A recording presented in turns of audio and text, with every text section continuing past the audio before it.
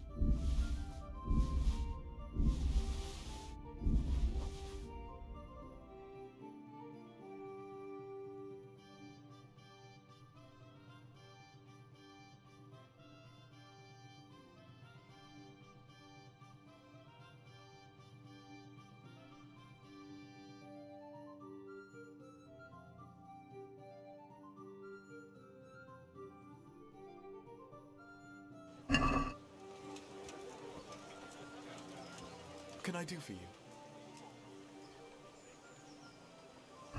See you later.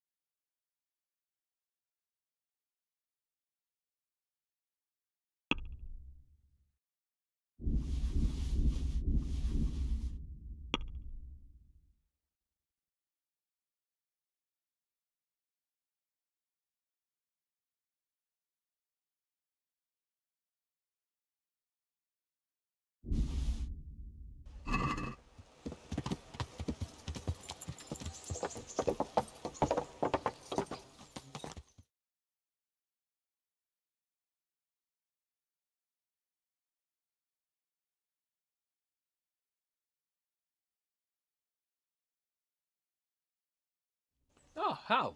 Are you going to the meeting with Margrave Jobst as well? I am. What about Istvan?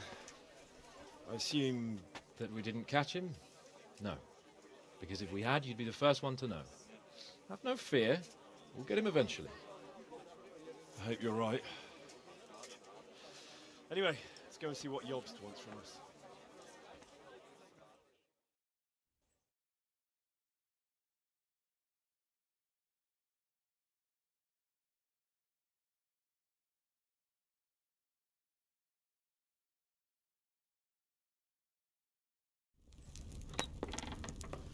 My lords, Christ's blessings on you all.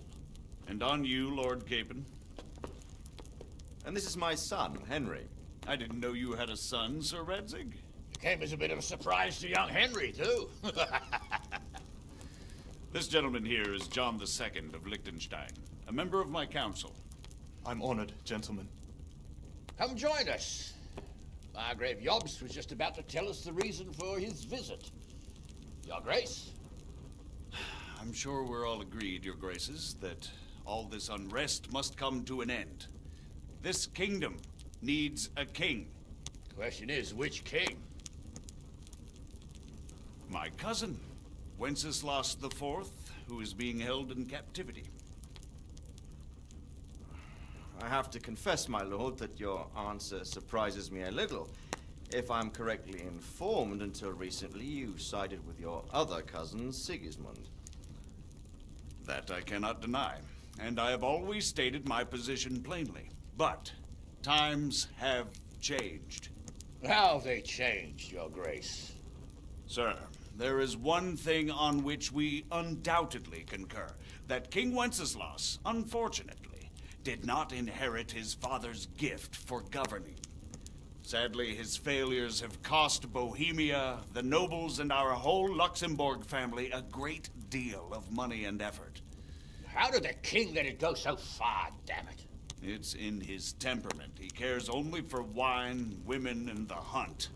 A king, in fact, who never wanted to be king. Then why didn't he just let his brother have the crown? Young sir, the crown weighs heavy when there are duties to be performed.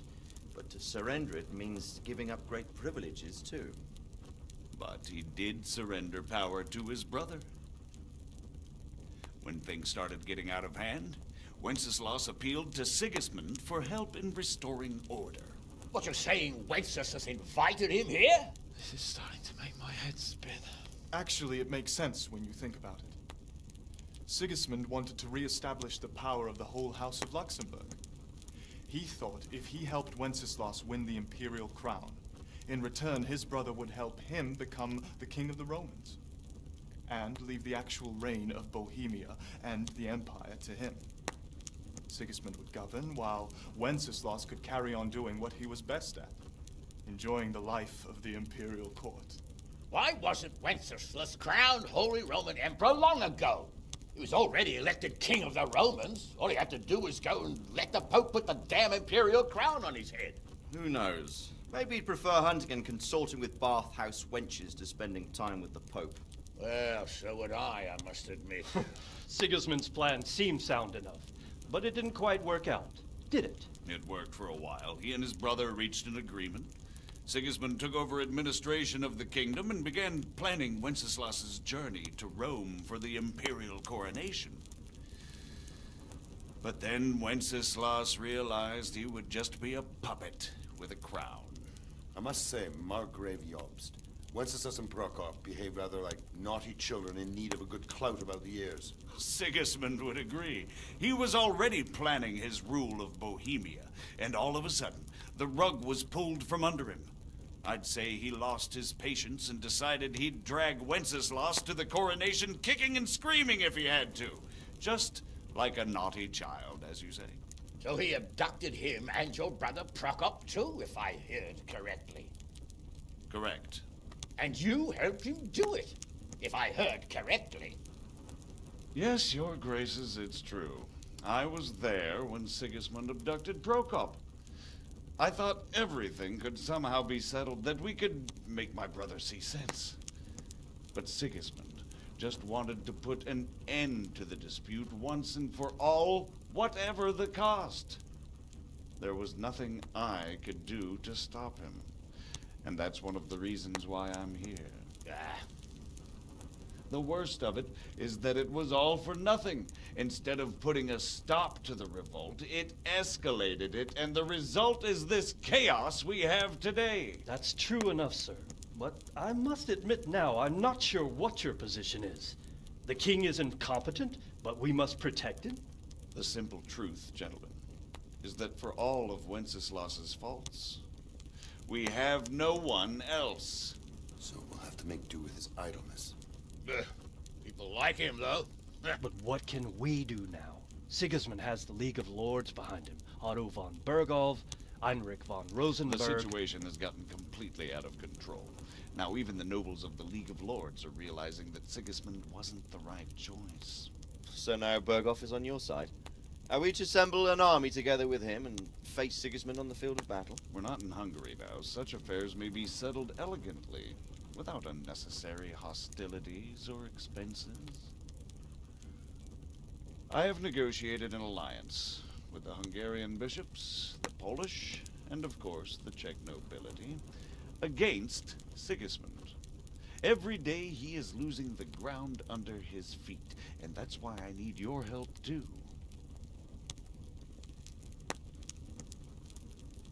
What kind of help, though?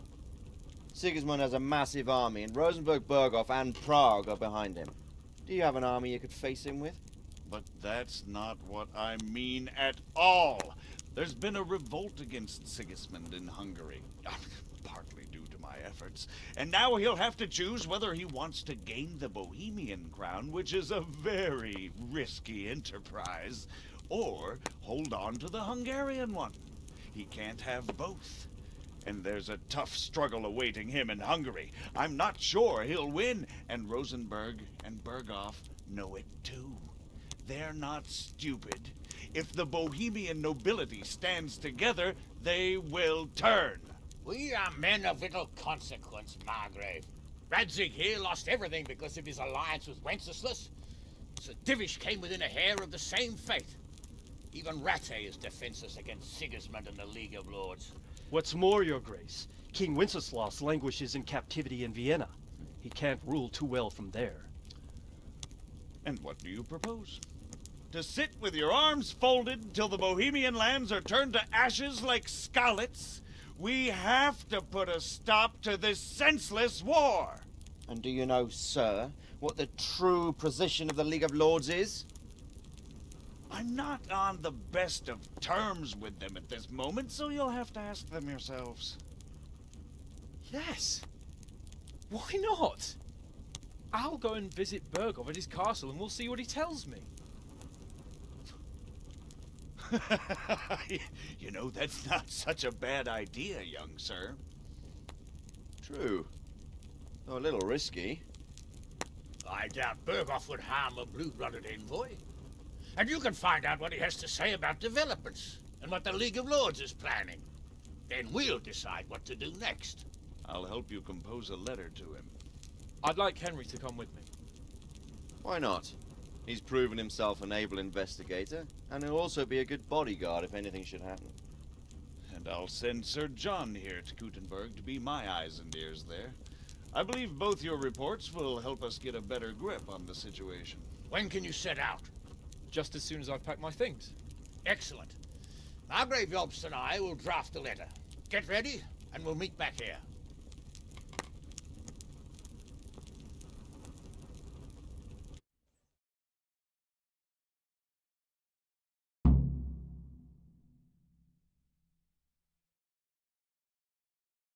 I expect it would be best to write it in your name as Lord of Lipa. Quite so, Margrave. What exactly am I to write? So, it looks like you're off on a mission. Yes, I can't wait. I don't want to dampen your spirits, my boy, but watch out. These are evil times, and who knows what can happen along the way. Not to mention that Berghoff is no saint. Don't worry. I know. You've shown you can fend for yourself, but do take care. You'll be travelling as Lord Capon's bodyguard. You'll be there to make sure nothing untoward happens to him. Keep your eyes peeled and your ears wide open. What Berghoff tells you is one thing, but what you see may be quite another. Rest assured, Father. And don't get embroiled in anything else. Just hand over the letter, hear out his reply, and return. Yes.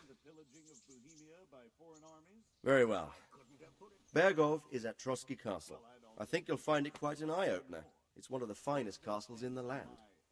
It's 3 days' ride from here, so unless you hit a snag along the way, you'll be back soon enough. Any questions? I'm getting a bit lost in the Luxembourg lineage. It all seems a bit too tangled. The Luxembourgs have ruled the Empire and Bohemia for almost 100 years now. Emperor Charles brought this land to prominence. When he was in power, things had never been so good. Wenceslas and Sigismund are his sons, but by different mothers. Jobst and Prokop are their cousins. They were entrusted with governing Moravia. But instead, they've been in a bitter armed feud for years, and now Sigismund's fallen out with Wenceslas. Wenceslas also had another brother, the youngest, John of Görlitz, who was most probably poisoned. They seem like a hot-blooded lot. It's hard to keep up with their affairs, since they tend to change their alliances from one day to the next.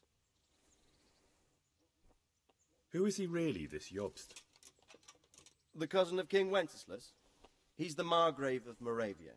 I admit I don't know what to make of him myself. Until recently, he was allied with the League of Lords. For a time, he even served Rupert of the Palatinate against the king. And now suddenly, he's reversed his position. I don't know what led him to do it, and one can't help being suspicious. It's best to keep a watchful eye on him. But he really is the leader of the resistance against Sigismund these days. We'll just have to see how it all turns out. I'm a bit concerned so many people seem to think so little of King Wenceslas. You knew him, didn't you? What's he really like? Well, there's no straightforward answer to that question. He certainly makes a great hunting and drinking companion. But he can be very fiery and impetuous when things don't go how he'd like them. He never had much of a head for high office. He finds it tiresome. But once a man's grasped the scepter, it's hard to let it go again. You can't just abscond. You've seen for yourself what happens when he disappears for a few months. Better a bad but legitimate king than a bloody war over the throne. Who is this Prokop that Jobst spoke of? Jobst's brother, the king's cousin. He and Jobst warred over Moravian supremacy for years. Then they were allies for a while, betrayed Wenceslas and sided with Rupert of the Palatinate. But after Sigismund abducted Wenceslas, Prokop fomented a revolt against him, and Sigismund had him captured. Politics. Make of it what you will. I, for one, can't make head or tail of it most of the time. The League of Lords and that Berghoff we're off to see. Who are they exactly? The lords of the powerful houses. Heinrich of Rosenberg, Otto of Berghoff, Heinrich of Radetz, and others. They're unhappy with the way their influence declined after Wenceslas surrounded himself with the lesser orders of nobility.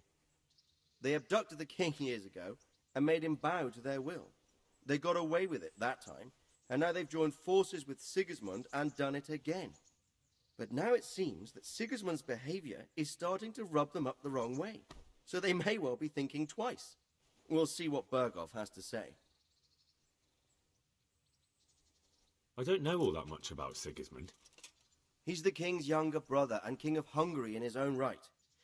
7 years ago, he led a crusade against the Turks and was defeated at Nicopolis. Some say it was due to the recklessness of the French knights, most of whom were mercilessly slaughtered. Sigismund is ambitious and capable. He might well make a better ruler than Wenceslas, but he's arrogant, and to our misfortune, brutal. Not long ago, he himself was held captive by the Hungarian nobility. They dislike him as much as some of the Czech and German noblemen do his brother Wenceslas. Ironically, Wenceslas joined forces with Jobst to liberate him. And now this is how Sigismund repays his brother. There's no doubt about it, God does move in mysterious ways. Rupert of the Palatinate. That's a name I hadn't heard before today. Rupert is the Prince Elector of the Palatinate. What's a Prince Elector? The Prince Electors are dignitaries of the Holy Roman Empire who have the right to elect the King of the Romans, who would then be crowned Holy Roman Emperor by the Pope. Rupert took the title for himself with the help of 3 other Prince Electors, even though Wenceslas had already been appointed. Some of the nobility in the empire recognized Rupert's claim, but when he went to Rome to be crowned emperor, it turned into a fiasco. Now he's doing his utmost to get Wenceslas to acknowledge him, but so far without success. So, now we have 2 kings of the Romans. Jobst sided with Sigismund for a while, but now he's switched allegiance. He seems to do that quite a lot.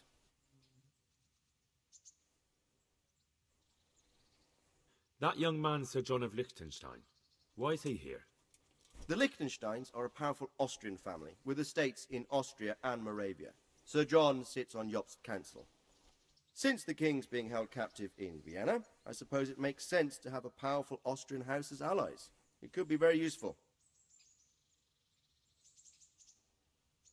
That's about all. Very well. Take the letter from Sir Hanush, and good luck, son.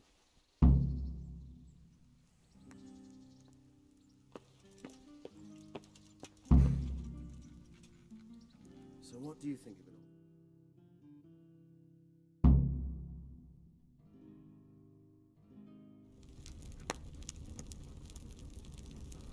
I believe we have written it well, gentlemen. Without a doubt. No one could deduce from this whether we are Sigismund's allies or foes. I must travel back to Brno now, but soon I will go to Brandenburg and I will stop here on the way back. By then, Sir Capon should be back and we can discuss how to proceed. Right. Before you leave, my lord, there is one thing that gives me no rest. Why did Sigismund come as a foe? It makes no sense. If I may, sir, I think I can explain. Oh, please enlighten us, young sir. I live not far from Hungary, where Sigismund reigns. It is a savage country, and the constant war with the Turks has hardened the people. They need a monarch with an iron hand. So when Sigismund felt the wind of revolt, he reacted as he would at home. Only what works on the Hungarian nobles does not work here in Bohemia. Bringing order is one thing, but slaughtering and pillaging with a horde of barbarians quite another. What purpose does that serve? But Sigismund did give the Bohemian nobles a chance to take his side. It was only when they refused his ultimatum that he lost patience and took to the sword. As for the barbarians, he could afford nothing better. The Hungarian nobility would gain nothing from joining his campaign in Bohemia. He didn't have enough coin for a regular army, and so he recruited the Cumans. What he does not pay them, they make up for in plunder. But in the end, he didn't have enough to even satisfy the Cumans. That's why he raided Kuttenberg and Skalitz. He wanted the silver. That makes sense. My lords, how's the letter coming along? It's done. Then we can be on our way. Now remember what we said, boy. All you have to do is deliver the letter, listen to the answer, and come back here. Don't provoke Berghoff in any way. Provoke? Me? Never, Uncle. We'll be back in a few days. Farewell, your graces. Come, Henry, my men are waiting. I wish you Godspeed.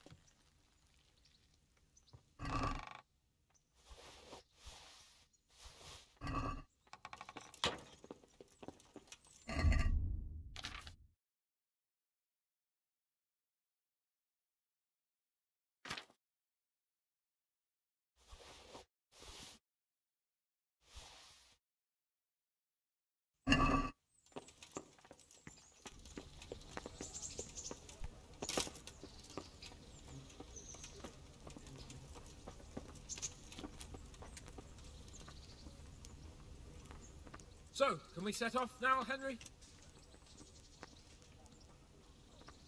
Of course. I can't wait.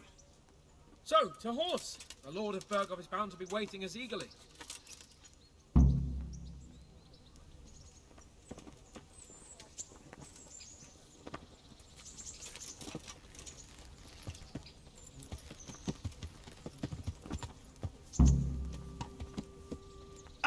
Watch where you're going, you lout.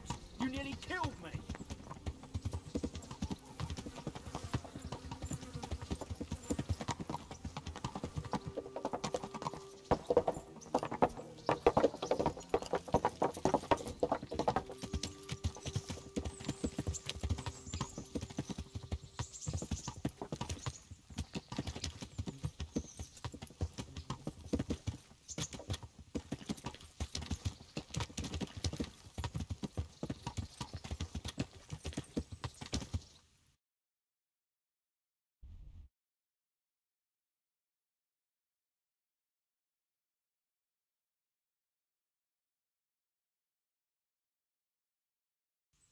So, how is life as a high-born bastard? I'm getting used to it. What about Rodzig? Has he accounted for not owning up to you the whole time? He explained it. All will be well, I think. Glad to hear it. It's far more acceptable for a nobleman to befriend a noble bastard than a blacksmith's son. Mind you, don't come to blows with a blacksmith, my young lord.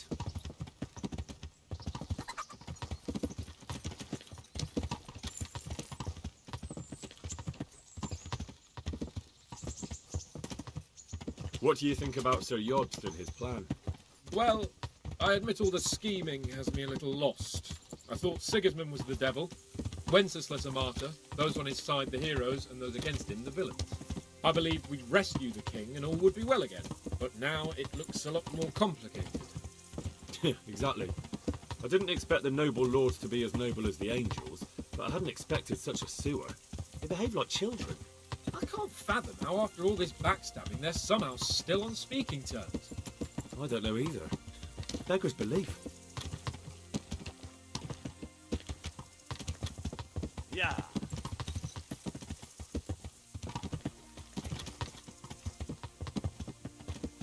Did you know that King Wenceslas is such a Feckless drunkard?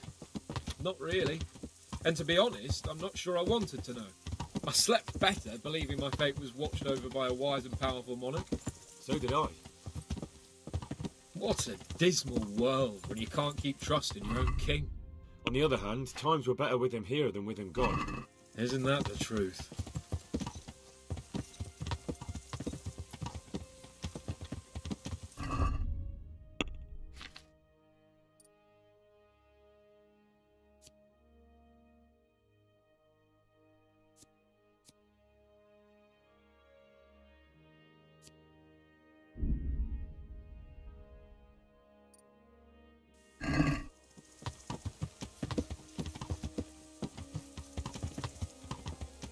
What do you think of Sigismund? If I were him, I'd have had enough of my brother even sooner. But he's a monster. Look at what those hordes of his are getting up to here. What he did in Skalitz. True enough. On the other hand, if Wenceslas and Prokop hadn't double-crossed him, none of this would have happened. No one forced him to burn Skalitz. That's a fact. But he couldn't let them shit all over him either. Not that I'm defending him. He's a weasel. No doubt about that.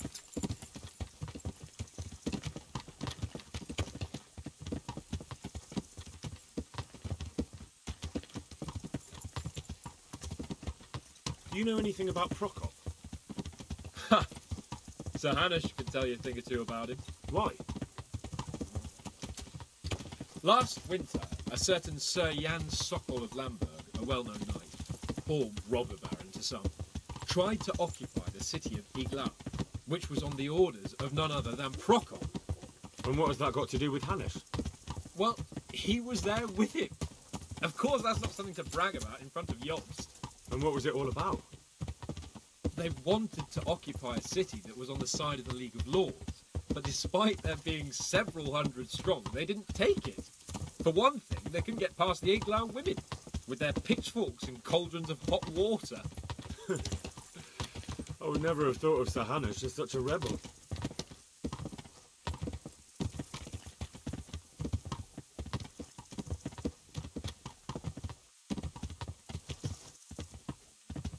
And have you heard anything about Rupert of the Palatinate?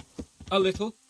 He can't manage even to wrest power from a king who doesn't much care for ruling and isn't fighting back. That doesn't seem like a man who has what it takes to rule. And that's all I need to know.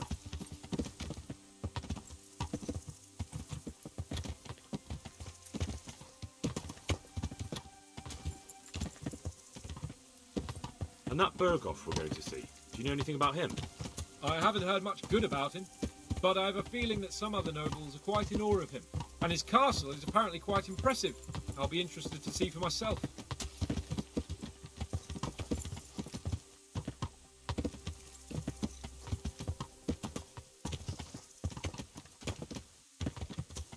And what about the League of Lords?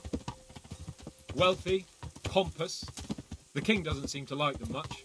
He's chosen to let the lesser ranks of the nobility into his circle, men like your father. I admit I don't blame him one bit, but the lords weren't happy about their lost influence, so they put their foot down. If I were Wenceslas, I'd have let them hang after they abducted me the first time, but he gave them seats at the provincial council? Little wonder they're back at their old tricks.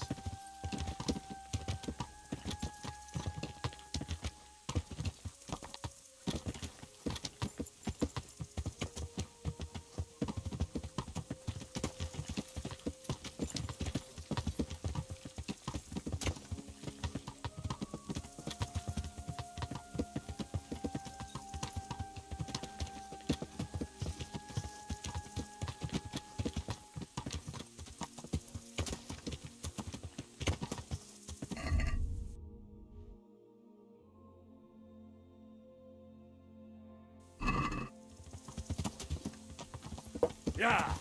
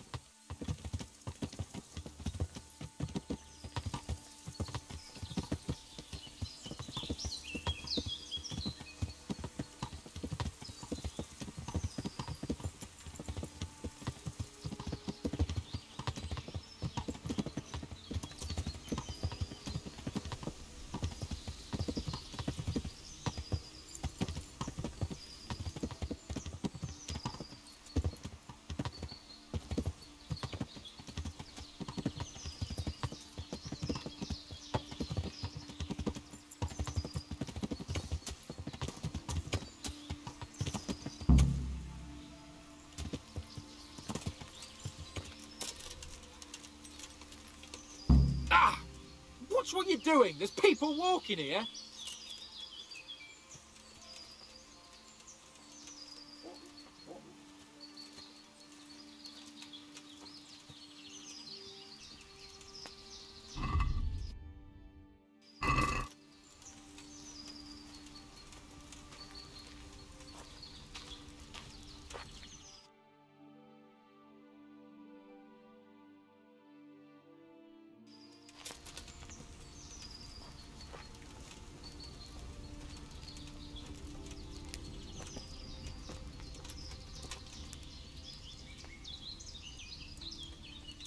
How about it, Henry? Can we go? Are you ready for this? Of course. At last I'll get to see more of the country and have a bit of an outing. Quite.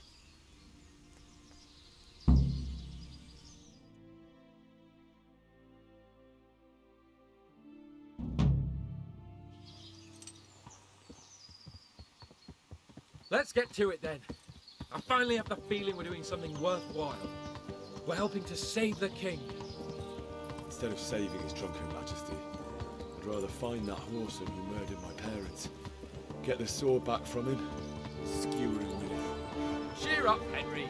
I have a feeling you'll get your chance one day, and it won't be long in coming. Forward, men! Audentes fortuna juvat!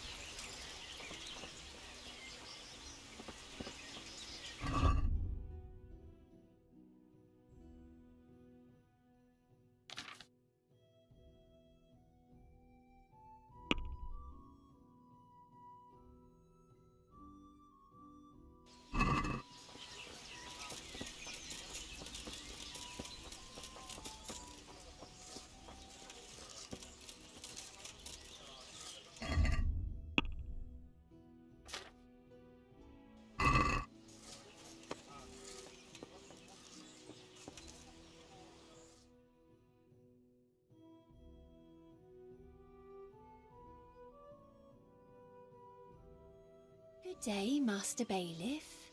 God be with you. What's the trouble? Lame Agatha, that old crone who lives on the edge of the village.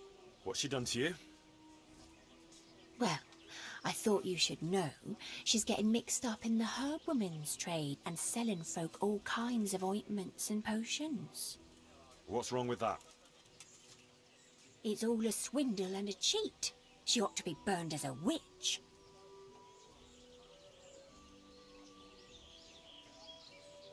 Well, I suppose she did something to you, otherwise you wouldn't be here. She exed my hens and now they won't lay. And she put a spell on her own so they lay double.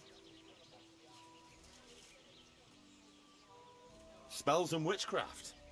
That's a very serious accusation. What do you mean, it's a swindle? Because those mixtures of hers don't work. It's nothing but plain water with herbs and pork lard. How do you know about it? Have you tried something from her yourself? Me? Why would I?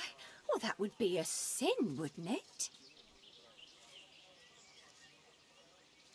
What kind of ointments and potions are you talking about? Oh, you know, potions for an aching head, women's pains, and herbs to make cows give more milk.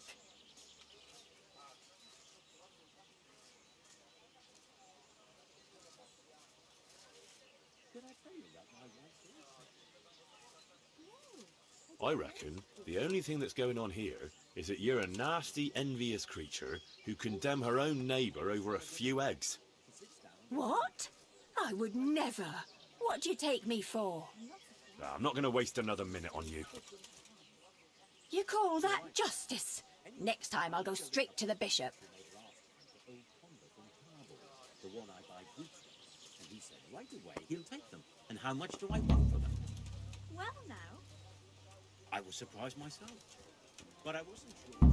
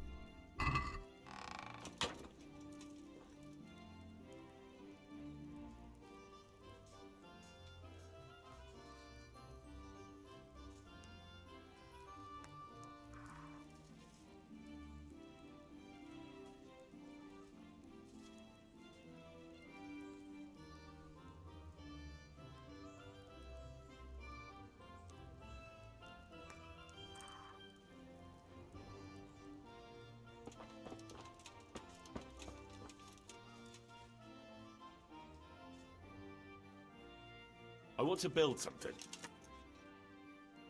Certainly, Master Bailiff. What's it to be?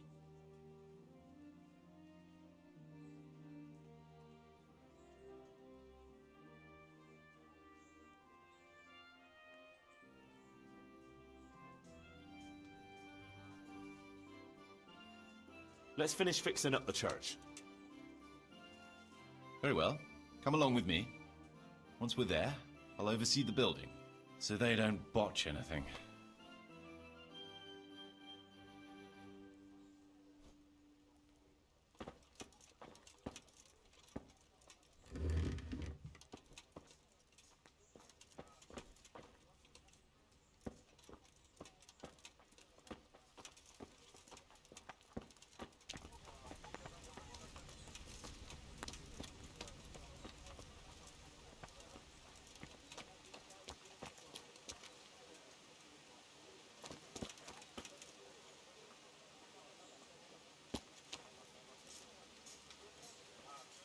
We're going to build here?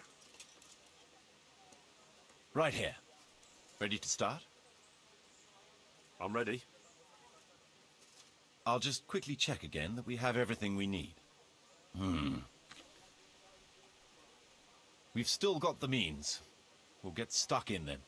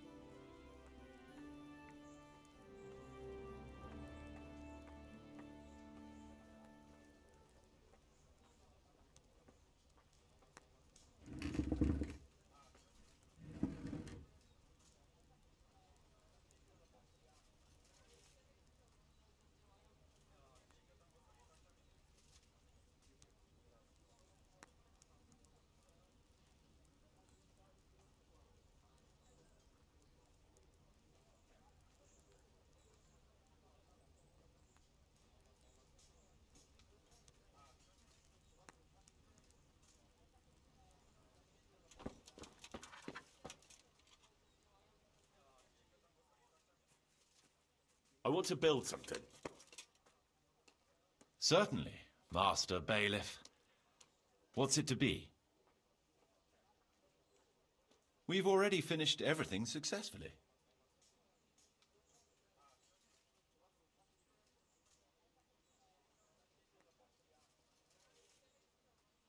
We need guards to protect the village and keep the peace, and we need to build them a guardhouse. Let's go to the site. I'll see to the building.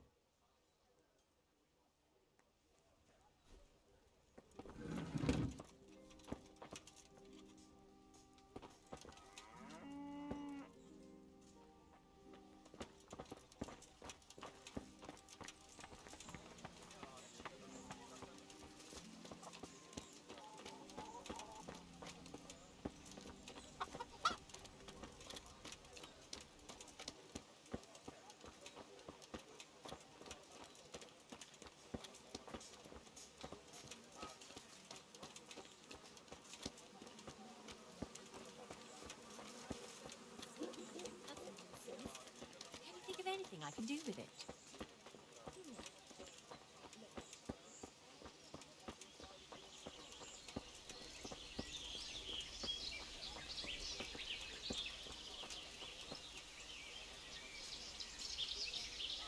We're going to build here? Indeed. Can we begin? I'm ready.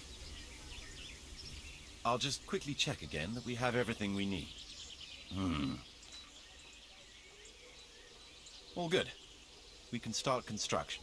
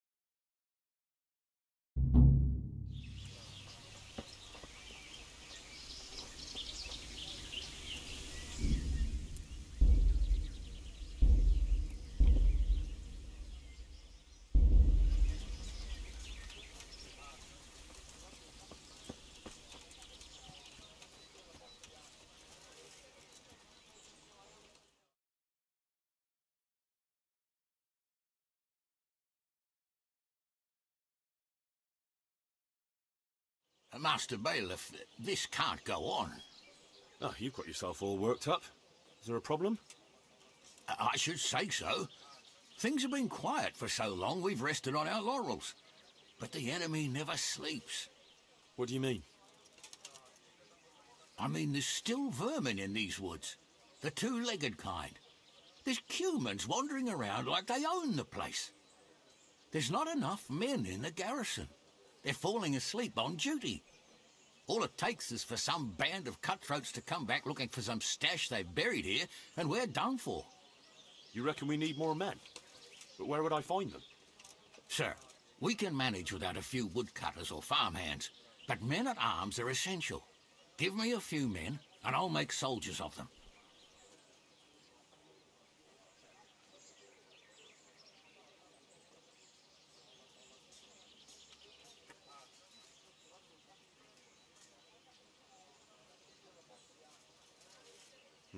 You're right. I'll let you have a few woodcutters and labourers. Thank you, sir. That's a wise decision.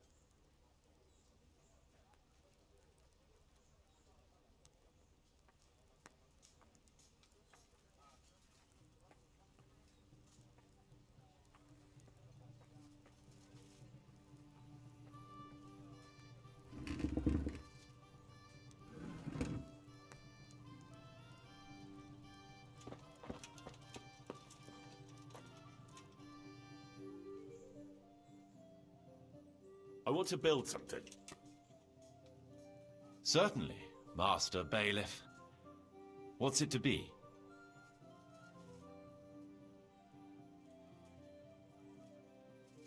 Well, people have to eat, and bread is a must. So let's build a bakery.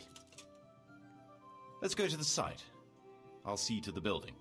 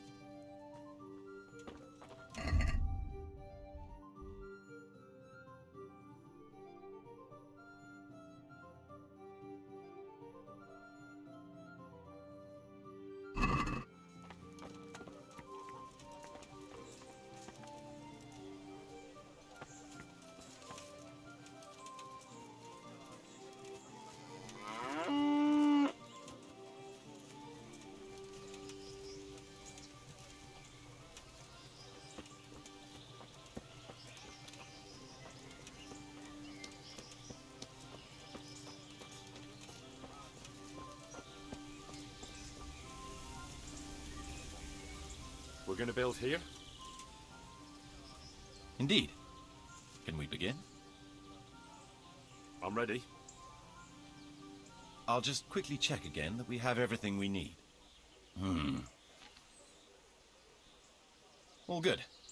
We can start construction.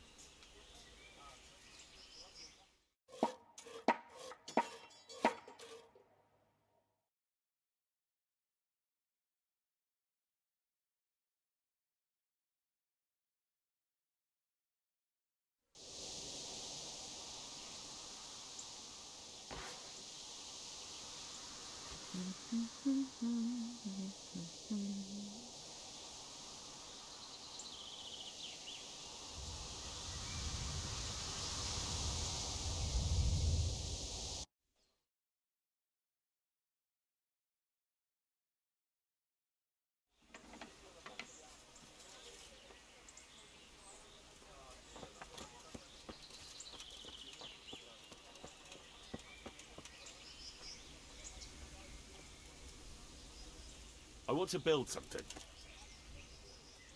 Certainly, Master Bailiff. What's it to be?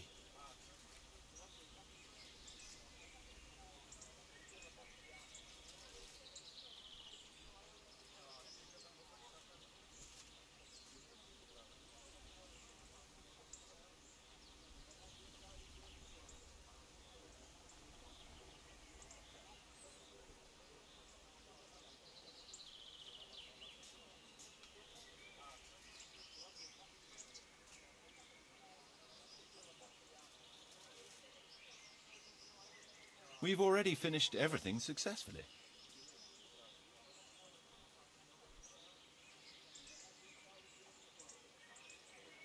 I'd like to extend my rat house. Good. We've got everything. Come along with me to the site where we'll be building.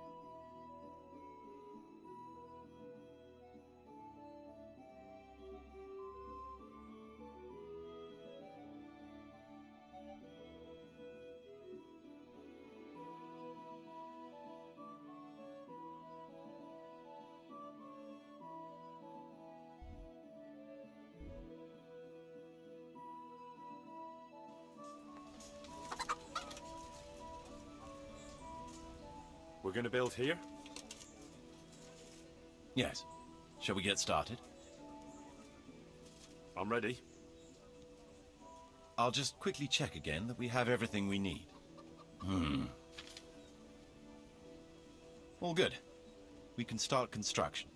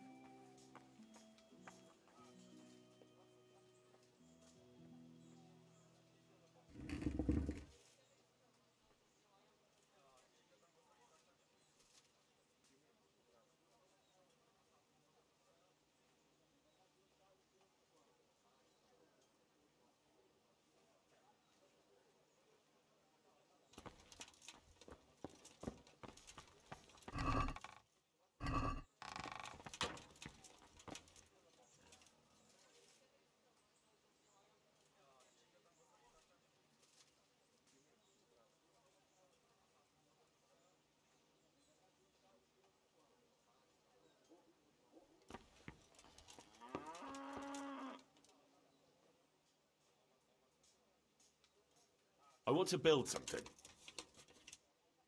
Certainly, Master Bailiff. What's it to be? We've already finished everything successfully. We've already finished everything successfully.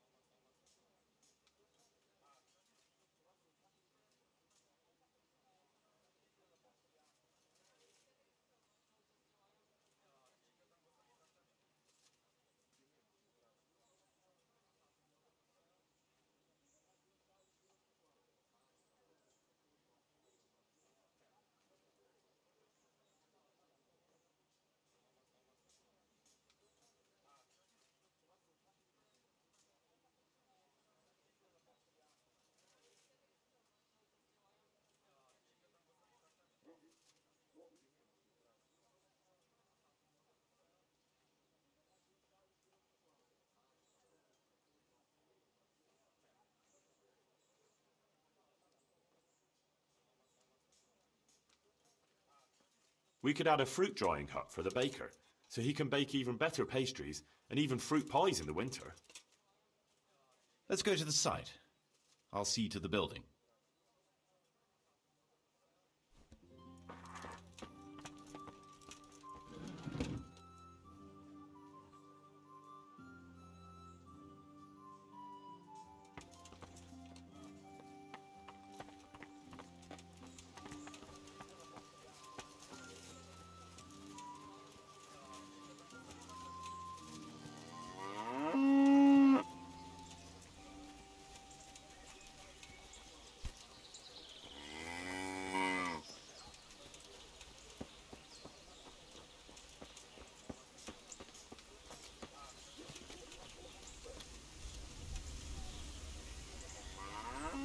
We're going to build here? Yes. Shall we get started? I'm ready. I'll just quickly check again that we have everything we need. All good. We can start construction.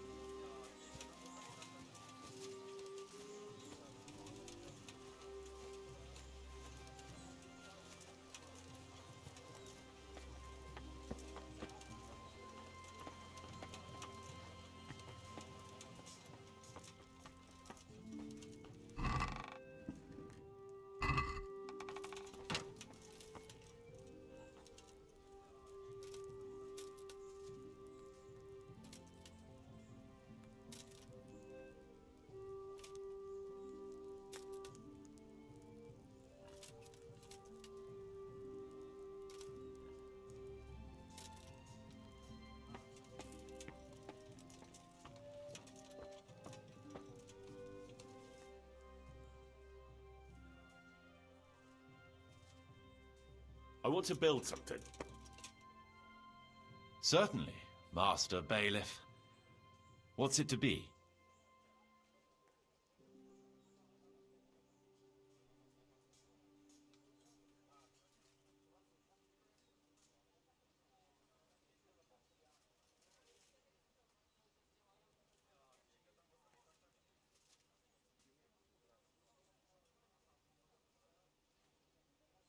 It's time the church had a new altar. It's not the house of God without one.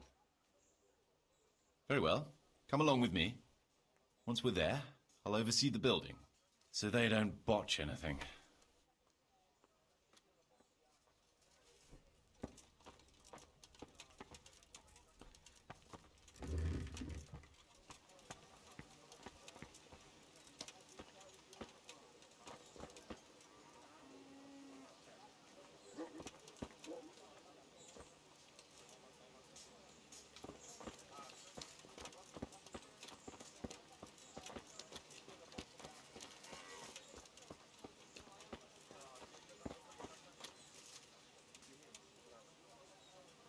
We're going to build here?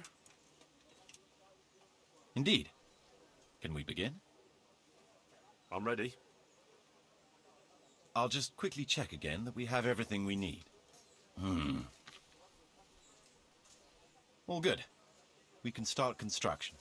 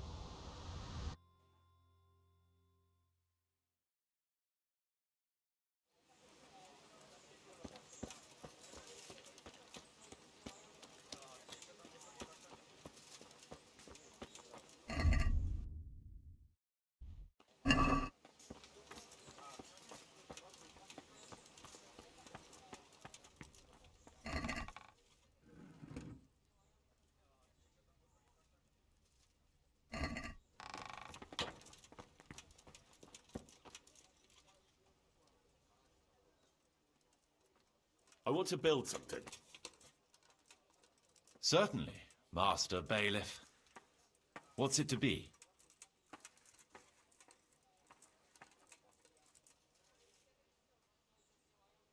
We should have the church painted. It ought to be grand, with exquisite ornament. It's impossible. Check what you need in the ledger. I'd rather not build anything.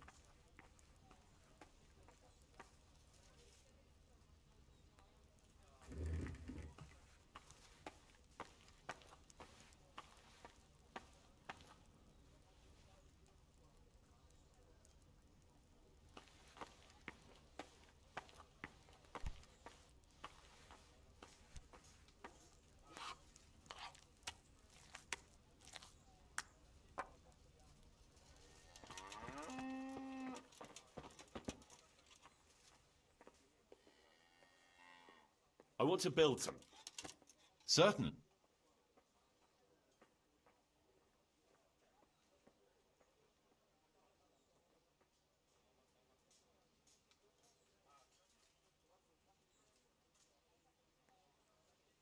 Let's build an archery range for the garrison. It's not only good for training, but also for passing the time and keeping them out of the tavern. Very well. Come along with me. Once we're there, I'll oversee the building, so they don't botch anything.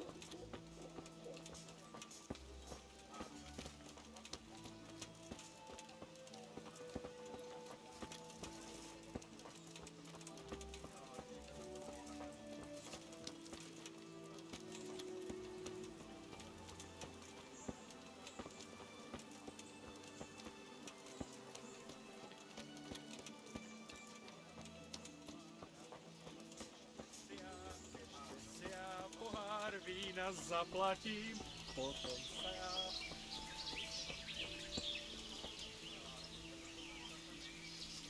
We're going to build here? Indeed. Can we begin? I'm ready. I'll just quickly check again that we have everything we need. We've still got the means. We'll get stuck in then.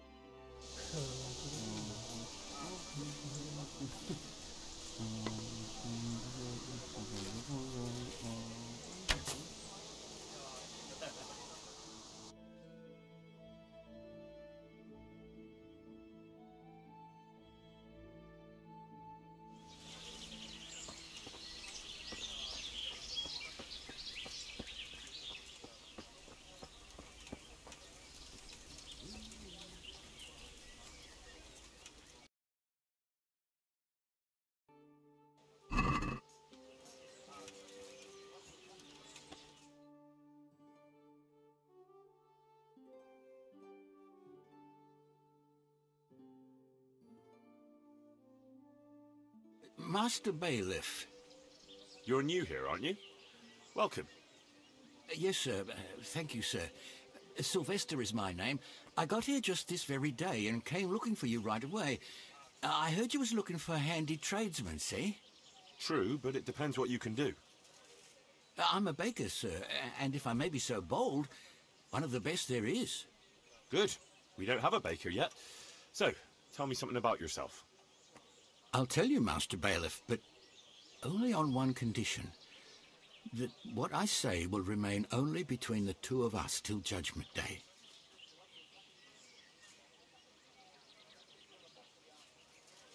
Sorry, but I can't promise you anything of the sort. What if you turn out to be a wanted outlaw or murderer fleeing the law? Me, sir? No. I only wanted to be honest and forthcoming like. But I ought to have kept my beak shut. But we'll have it your way, Master Bailiff. Farewell.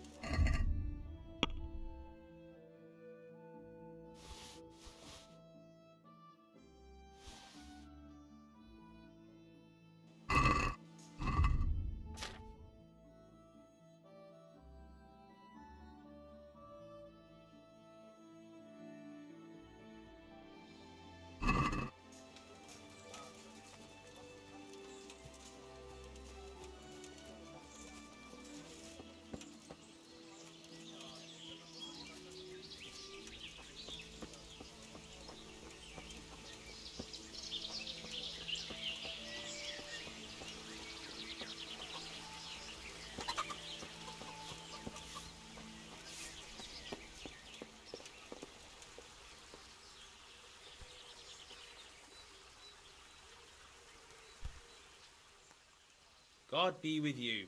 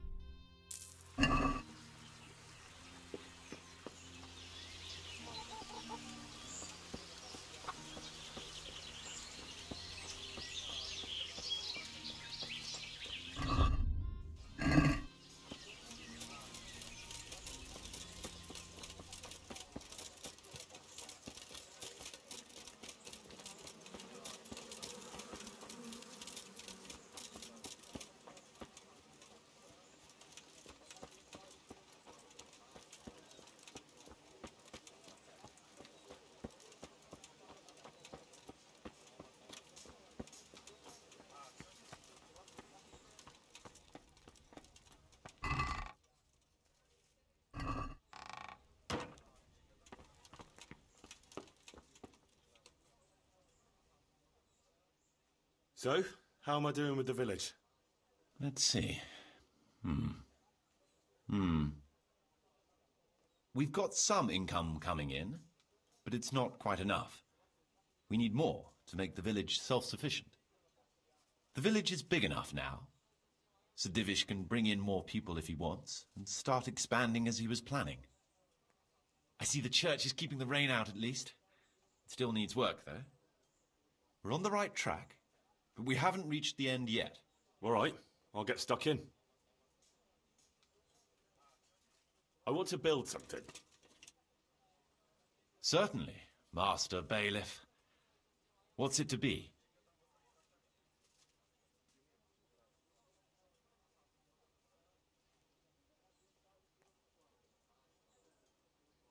The tavern could have its own brewery. Then we'll have fresher ale and fatter profits. Good. We've got everything. Come along with me to the site where we'll be building.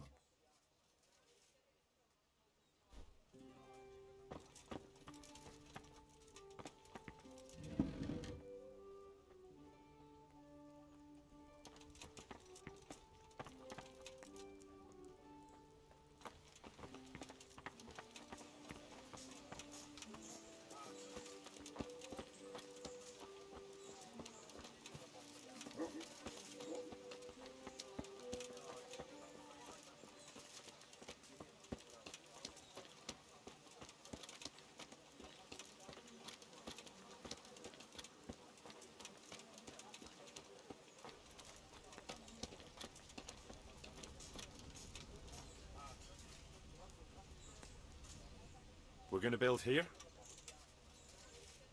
Yes. Shall we get started? I'm ready. I'll just quickly check again that we have everything we need. We've still got the means. We'll get stuck in then.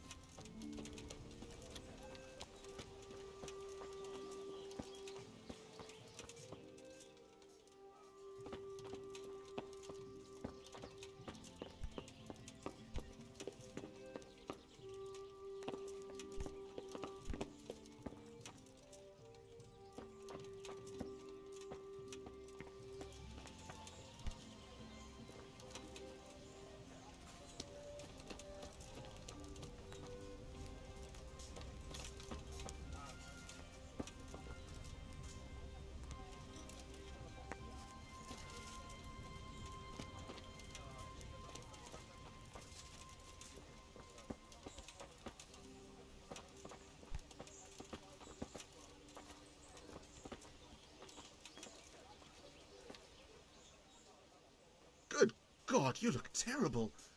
Did someone attack you? See you later.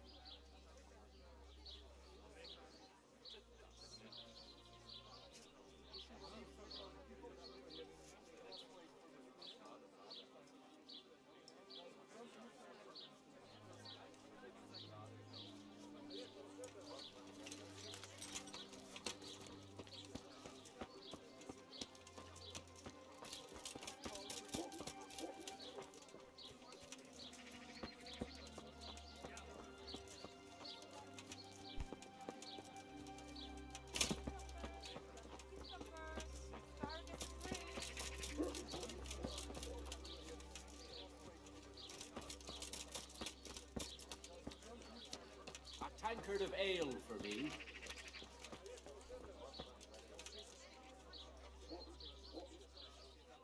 God be with you. I have the... Lord Almighty, be quiet. Not here. You don't want everyone to see it, do you? Wait for me at my place. Take care.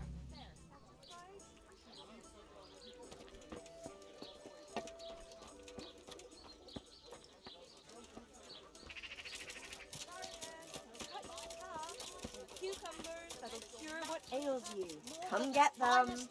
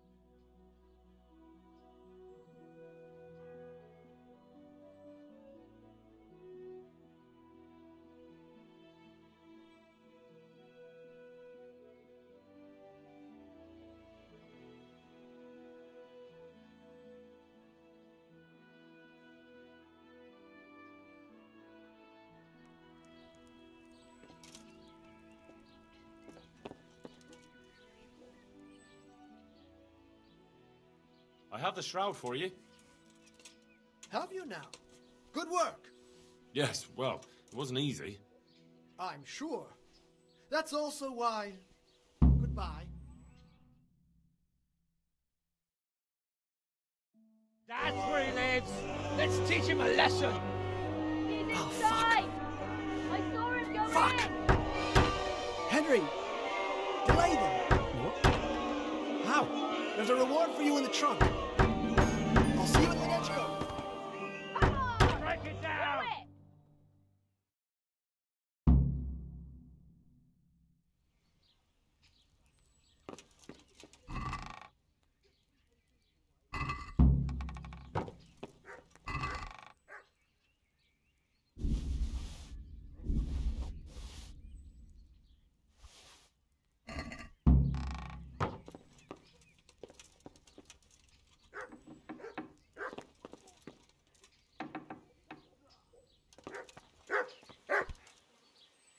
What are you doing here?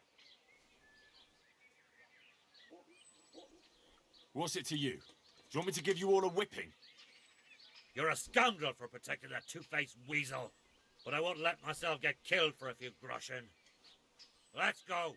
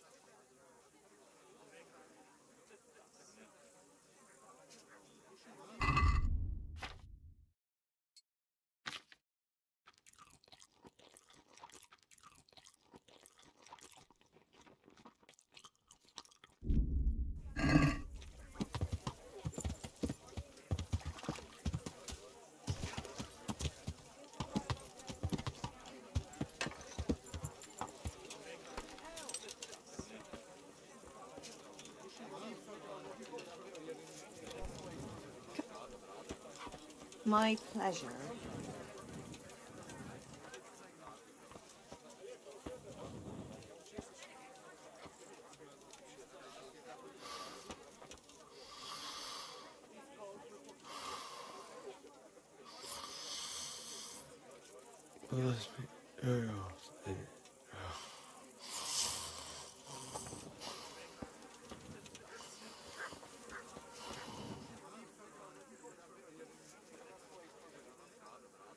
Well, well, who have we here? Ah, the prodigal son returns. I knew you'd come back to me one day. Let me guess, you saw it in a dream? I knew you were going to say that. I had a dream of my own. You too? So you learned something from me after all? Yeah, it was just when I was getting pummeled by a mob of very irate villagers. That unfortunate misunderstanding. What can you do? Misunderstanding, yeah. I tried to explain that to them, but they were too busy kicking my arse to listen. So what is it you want from me now?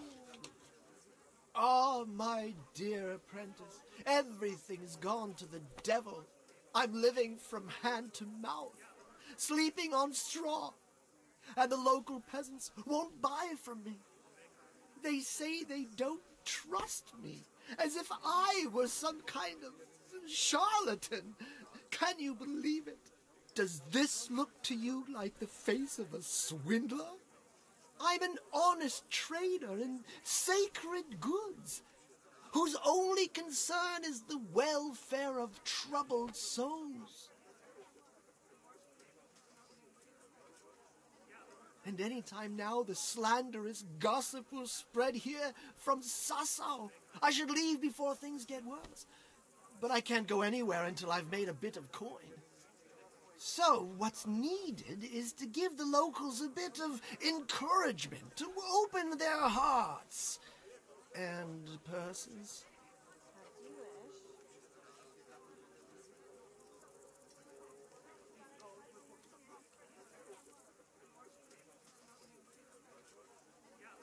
I'm not going to go around beating people for you. What do you take me for? I wouldn't hurt a fly. Violence is for the dull-witted. We must gently demonstrate to them the necessity of buying my remedies. For example, to ward off a revenant. Revenant? What revenant? Well, the dead, returned from the grave. A corpse that the soul is unable to depart from, which wanders among the living, filled with rage at its wretched fate. Yeah, I saw something like that once. But it was just some drunk going home from the tavern after losing all his money at dice. Don't make light of such things. Now tell me, do you know how to deal with a revenant?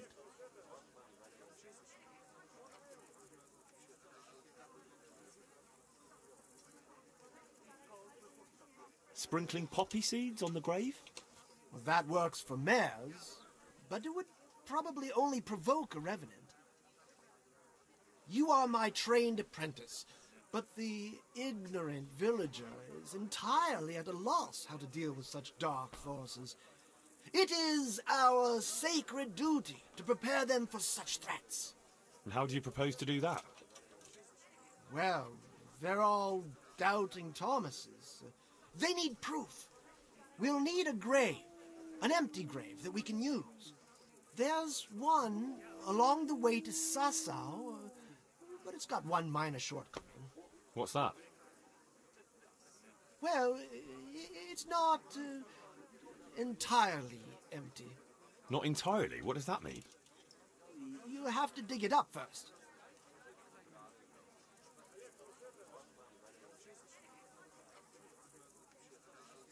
But that's a sin. Refusing to help the needy is also a sin. I haven't had a decent meal for 40 days and 40 nights. My conscience is clear where your stomach is concerned. Disturbing a grave is a grave sin. The grave is not in hallowed ground, so that's hardly worth one Lord's Prayer in penance. I asked a priest once. just out of curiosity. Why this particular grave? The locals don't like to talk about it, so it's surely got some sinister past behind it. And in places like that, revenants sprout up like mushrooms after rain. Well, if that's how it is, we could open old wounds. That could easily set people against us. Again. Then it would be best if no one could connect us to it, wouldn't it?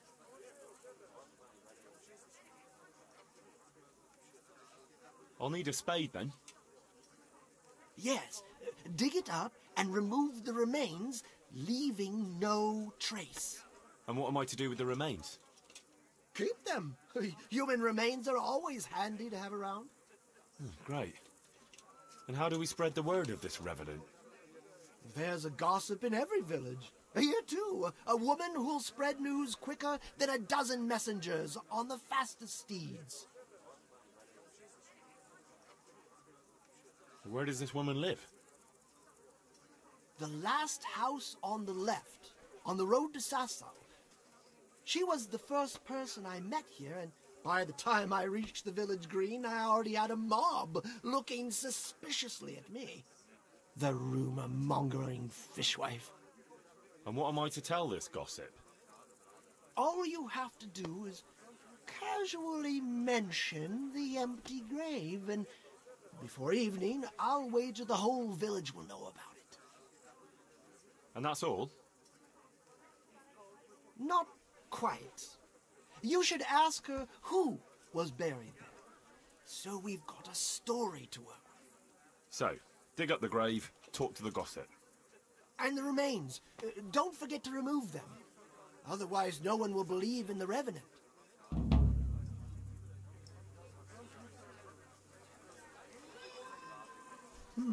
What was that?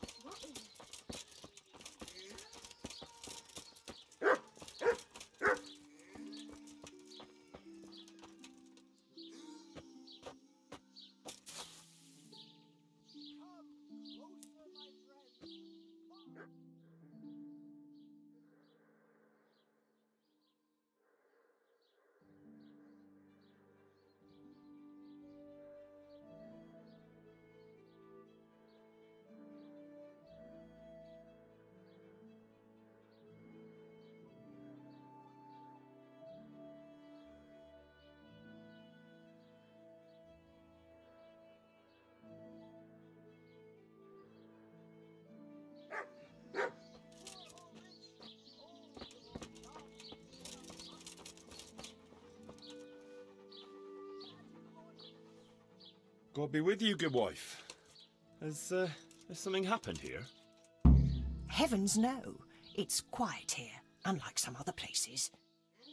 And what about that empty grave? What empty grave would that be now? The one beyond the village, alongside the road to Sasau. Just by the river, on the Pine Headland. How would you know it's empty, unless it was dug up? Oh, it's dug up, all right. Freshly. And empty. I saw it with my own 2 eyes. Lord in heaven, what in the name of... How come it's not in hallowed ground, anyway?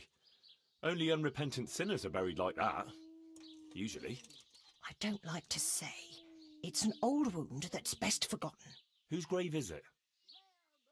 Well, once a long time ago there was a young charcoal burner living here with his wife. There was always a lot of charcoal burners here, but this fellow worked alone. That's not an easy job for one man. Well, no one wanted to work with him, or what? Ah, he was a hard-headed fellow who always wanted to take care of his family himself.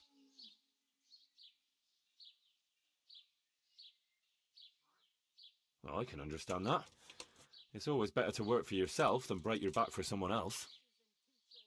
His wife was expecting, though no one knew it yet. And he wasn't doing well at all. Soon enough they had nothing to eat. And so he took to thieving. Well, I can understand him. To watch your family suffer like that. What could he do when they were going hungry? If we'd known how badly off they was, folk would have helped out. But he kept his troubles to himself. And did he get caught? Well, at first it was just a few eggs going missing from people's hen coops. But then it was anything that wasn't nailed down. And in the end, they caught him. And I suppose he was harshly punished for it. Even then he didn't let on why he was doing it. They whipped the skin off his back and banished him from Leditchko. So justice was done then? It wasn't enough for some folk. When the butcher found out he'd never get any compensation, he wanted them to chop off the charcoal burner's hands. If the bailiff hadn't talked sense into him, he'd have done it himself with his cleaver. Well, he got off lightly enough then. And in the end, he got what was coming to him, and more. The butcher caught up with him? No, no. It was the mills of God turning slowly but surely. His wife bled to death in childbirth, and the child died with her.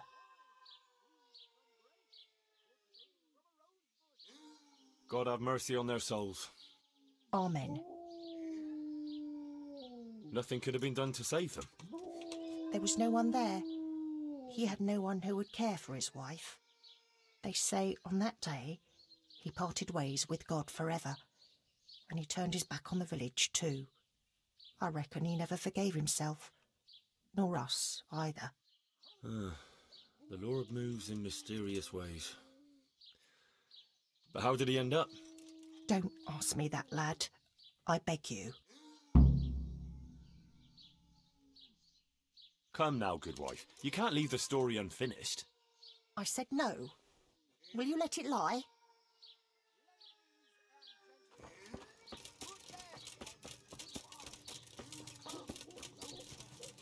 Poor or rich, old or young, there's something here for... I'm glad to see you. I know who was buried in that grave. A young charcoal burner. So begins the tragic tale of the young charcoal burner who became entangled with the devil himself. Oh, don't start. What devil? I'm trying to tell you. Ugh. He was from Ledetchko. He was trying to eke out a living for himself and his wife, but he couldn't manage. When she fell pregnant, he took to stealing.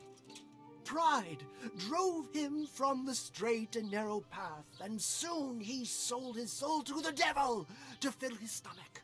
They caught him and punished him, but some of the people he'd robbed didn't think it was enough. Then when his wife died in childbirth, and the child too, he blamed everyone for it. Even God, apparently. But when the time came to pay his debt to hell, the devil had no use for his soul, and took his wife and child instead. The charcoal burner cursed God, who struck him down in righteous vengeance. But the dead man's soul never left his body. He came back as a revenant to vent his rage at God and men and take vengeance on the living. Jesus, did you listen to what I said at all? Sorry, did you say something? Oh, never mind. What do you want me to do with it?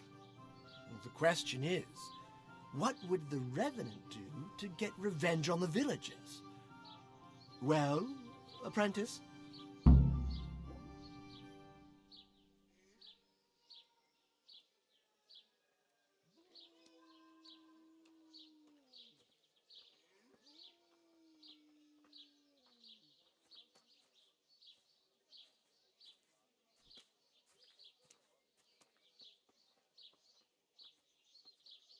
The gossip mentioned the butcher.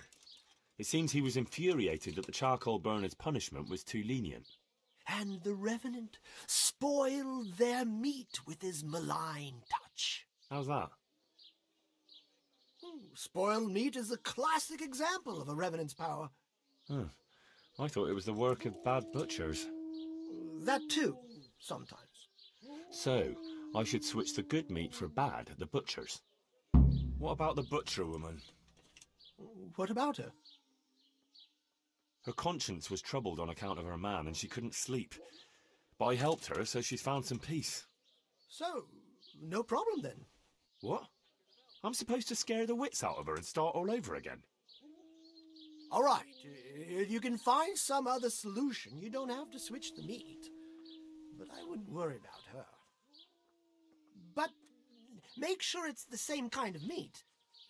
Not even a revenant will turn a cow into a chicken.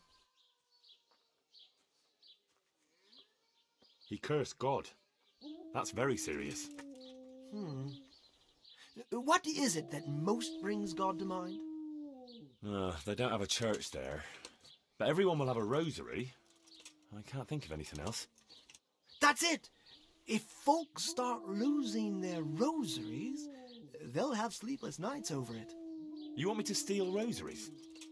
But that's... Or just exchange them. For what? For nothing. Great. What about his wife and child? No doubt he'd want to avenge their death. Well, how did they die? In childbirth. And when his love turned to rage, the water turned to blood. Nothing too original, but it's tried and tested. If you do it at the baths, everyone will hear of it. How am I supposed to do that? It might be a bit suspicious if I'm seen walking around with a pail of blood. No problem. There's a certain potion that will do the trick easily. He was stealing food from people, right? So, supposing he started again. We should steal from people?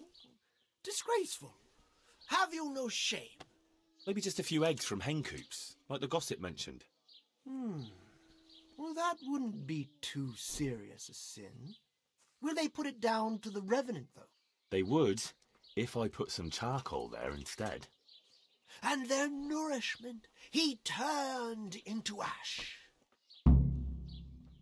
So, switch eggs for charcoal, switch the meat, color the water in the baths, and switch the rosaries. That ought to do it. I hope so. Of course, if you come up with anything else, don't let me hold you back. Talking to people might give you ideas. Traders, the bailiff. What if someone sees me in the act? They mustn't. Otherwise, it'll end up like Sasau all over again. Don't draw attention to yourself, or they'll put two and two together. Sure. I'll keep my head down. And how will I know if I've succeeded? I doubt it'll be announced on the market square. I'll be the first to know. They'll come running to me for a remedy, like hens at feeding time. Off you go and raise hell. But whatever he did, don't you think he deserves some peace? Dear Henry, after all the poor wretch went through, I'd say he's beyond any peace. Well, he certainly won't have any as long as I'm carrying his bones around with me.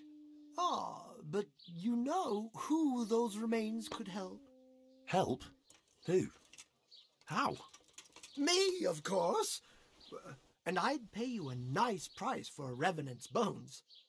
But there is no revenant. Not yet. What do you say?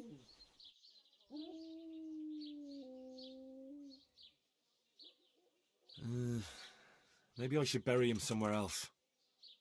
What are you saying? That would be such a waste. Anyway, if someone saw you, the whole game would be up. Well, supposing I do it later, when the fuss has died down. All right, if you must. But I don't know what you hope to get out of it. At least the poor wretch will have peace at last. Maybe. As long as you bury him in hallowed ground. Otherwise, you're wasting your time. Like in Rat-Eye, maybe? Well, that's probably the nearest. That gossip-mongering crone would know. True, I could ask her. If you must. But for heaven's sake, don't even hint to her what you're up to. See you later.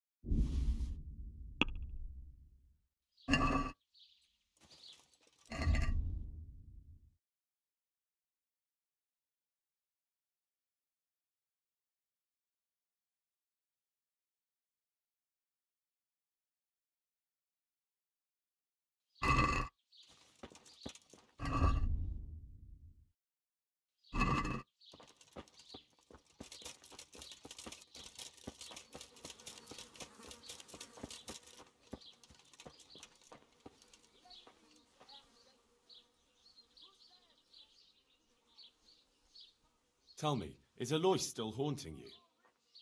No, he's gone forever. Ever since I let go of my old secret and made amends with God, I've felt as light as a feather. I sleep like a newborn baby at night. Thank you 100 times over, Henry. Good luck then.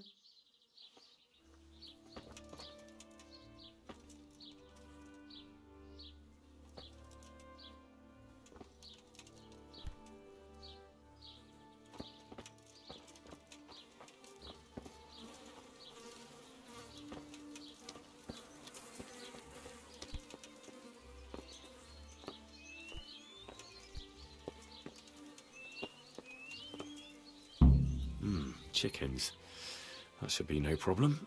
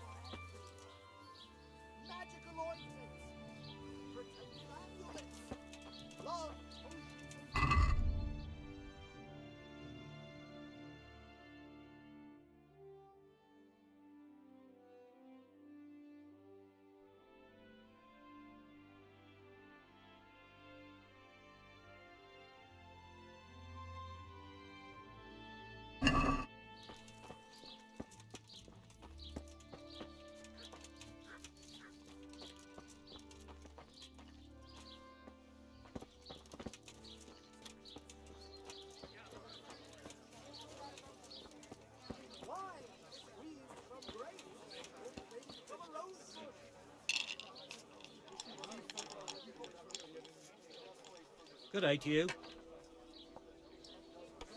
What's happening around here? Nothing much, thank God. Is there somewhere I could sleep here? I suppose I could find... For how long? How about if I pay you for... No problem. Here you are. You'll like it here. Take care now.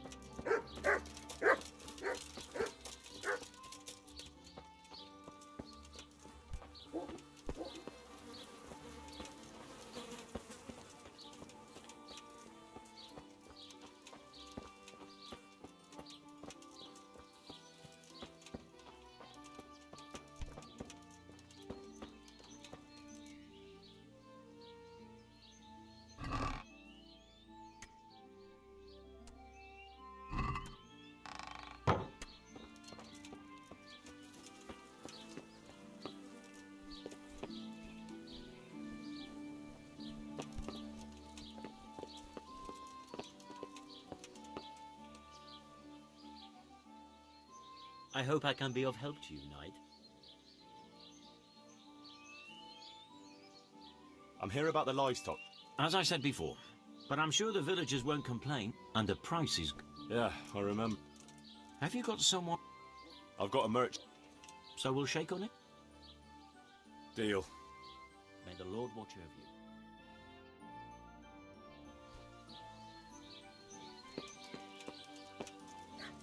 There were chickens, for sure.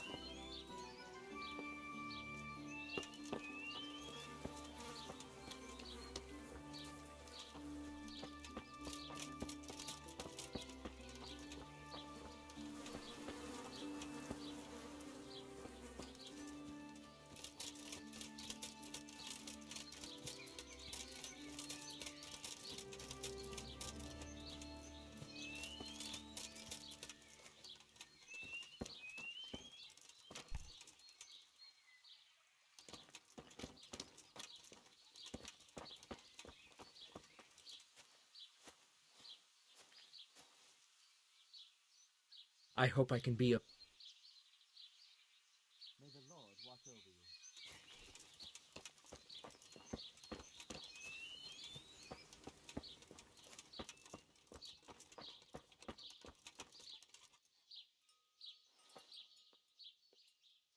God watch over you, good night, especially in these dark times. Can I do something for you? Take care.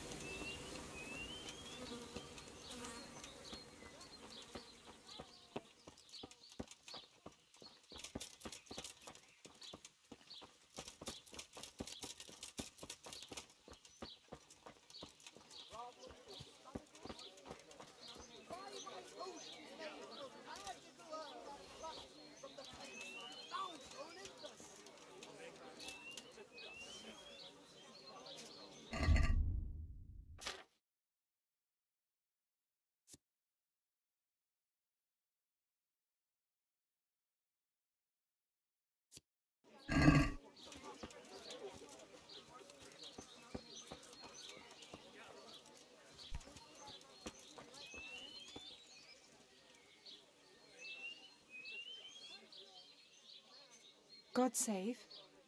How may I help you, good night? Good luck, then.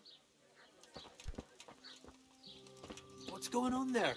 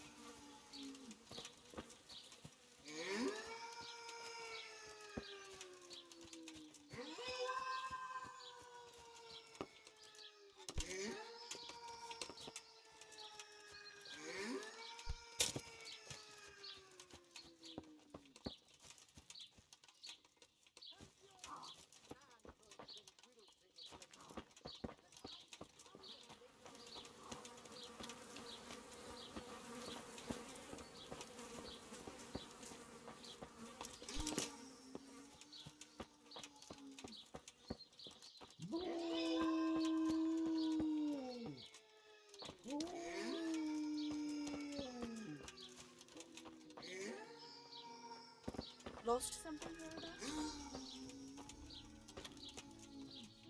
What's that?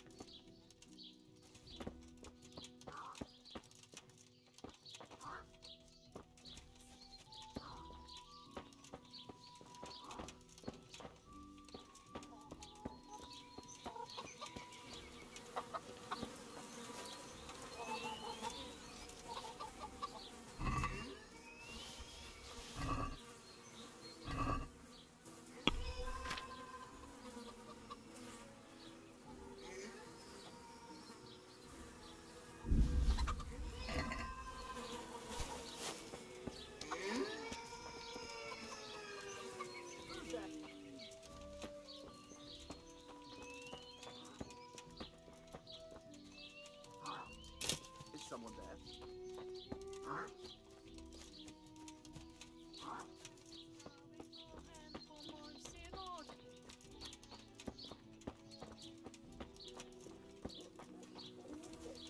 Who's there? Answer me.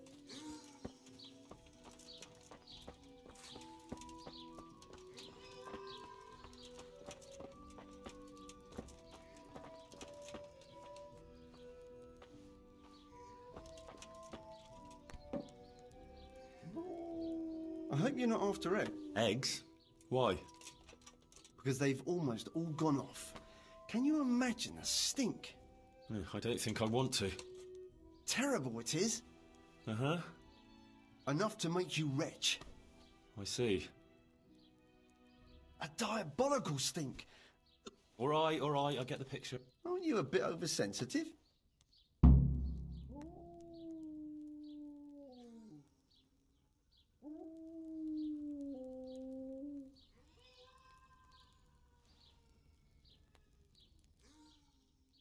God be with you. Take care now.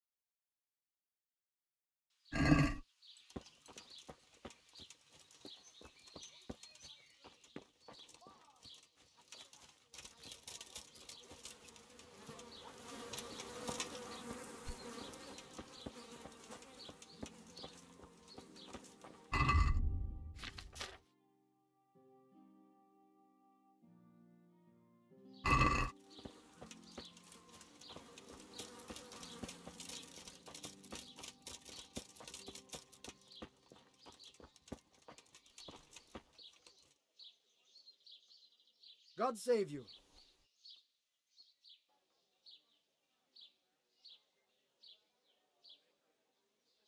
What's the recipe for that potion you were talking about? You mean for coloring the water? Ah, well... Well?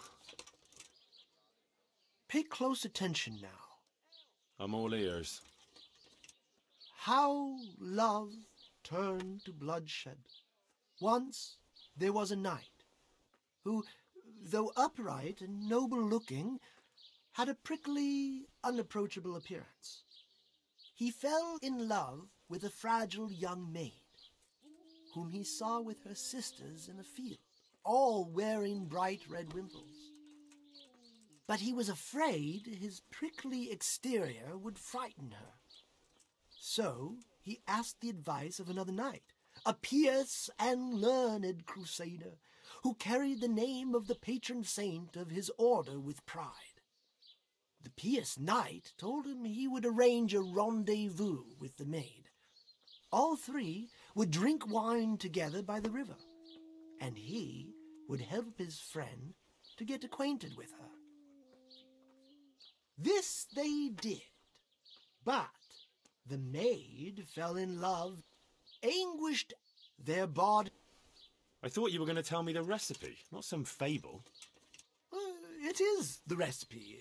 I mean, the recipe is concealed in the story. What on earth for? So I don't forget it. All right. So what does it mean? I can't remember. Great. So if you don't know, who does?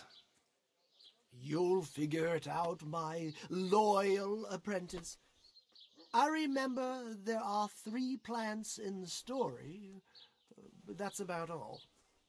But I know it was a simple recipe. It should be enough to grind the ingredients and brew them together for one turn.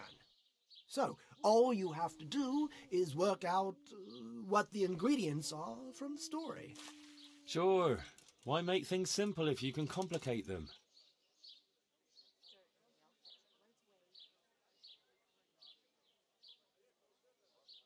So, how am I doing so far?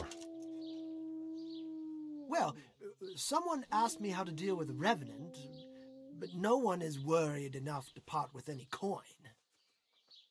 No one in Ledechko would eat a single egg, even if they had any, because all the hens are hexed.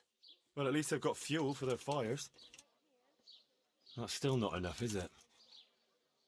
There's still a long way to go. Goodbye.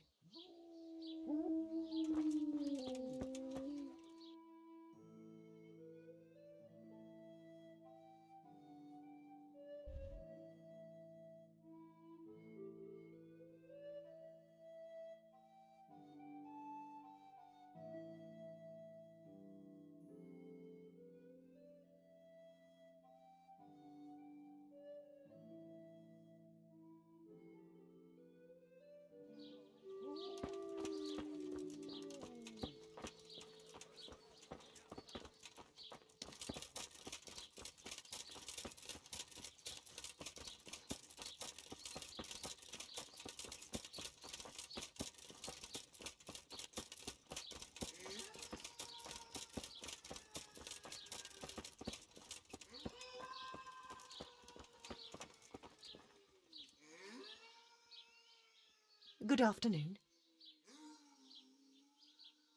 Good wife. Yes, lad. What can I do for you? You know, I can't stop thinking about what happened to that poor wretch. Have you no consideration for a poor old woman?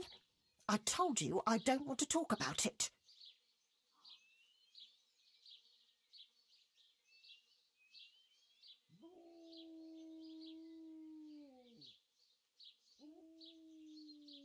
It might relieve you to talk to someone. Relieve me from what? Well, guilt. Guilt? Why should I feel guilty? Well, clearly something weighs heavy on your soul, just like the other villagers. The older ones. And I'd say it's connected to that empty grave. Well, that wretch returns as a revenant, and no one does anything. It's not just fear, but more like everyone is expecting some punishment that was bound to come one day. Oh, you might be right.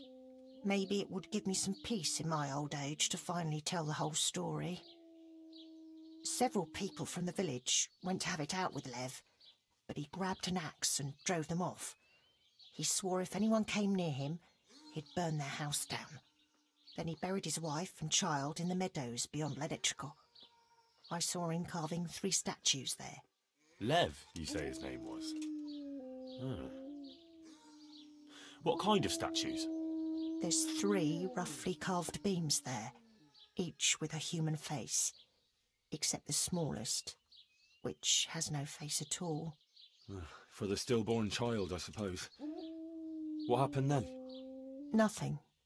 He went back to his work, but never spoke to the villagers again. He'd even go all the way to Ratte for food, rather than talk to anyone here. So he died alone in the end? Actually, it was the villagers. It was us that killed him. What? Just on account of his stealing? No. Not long after, fires started springing up in the village. And when the first house burned down, the folk were very angry. And of course suspicion fell on Lev. Everyone was dead certain it was him. They all remembered his words. Do you know how arsonists are punished, lad? No, I don't. By burning on the pyre. But no one wanted to waste time with the law. We just went to his house at night, smashed in the door and windows, and threw lighting torches inside. And that was the end of him. But the fires didn't stop. So he was innocent? He was. Well, I won't condemn you for it. It's for God to judge, but... I hope you all pay for your sins, like Lev did, for something he didn't do. Every lifelong day. May the Lord watch over you.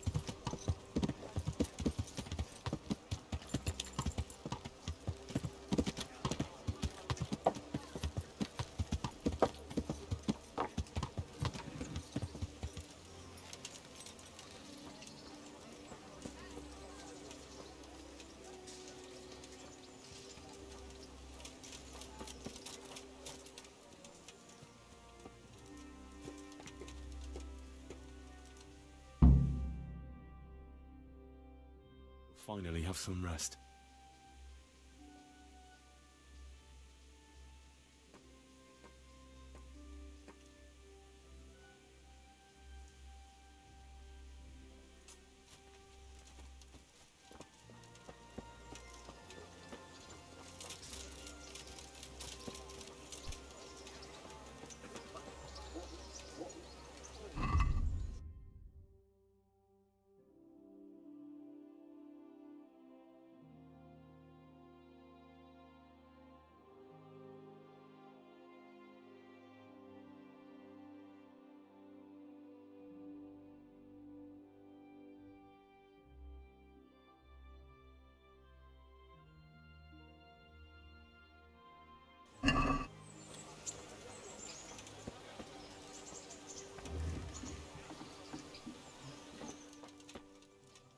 God's... How are you?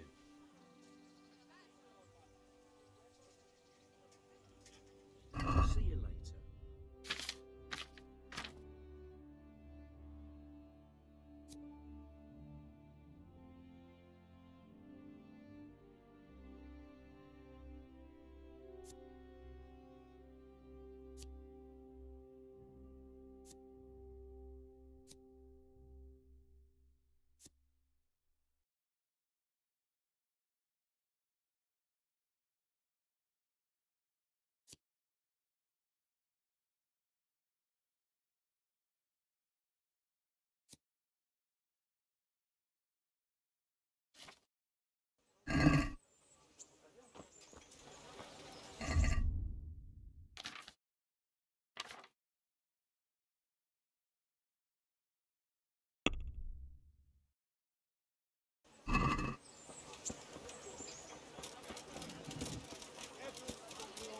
Garlic, onions, mustard. Stop right there.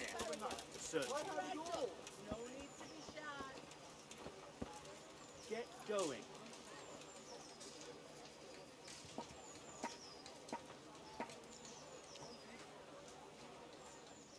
What? For security.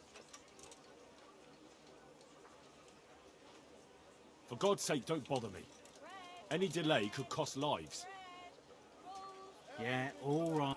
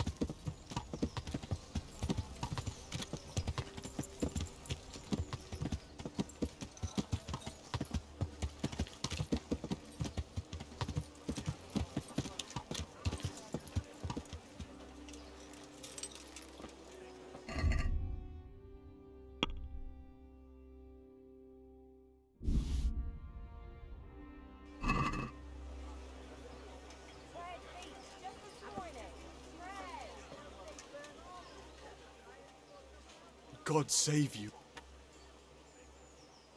Take care.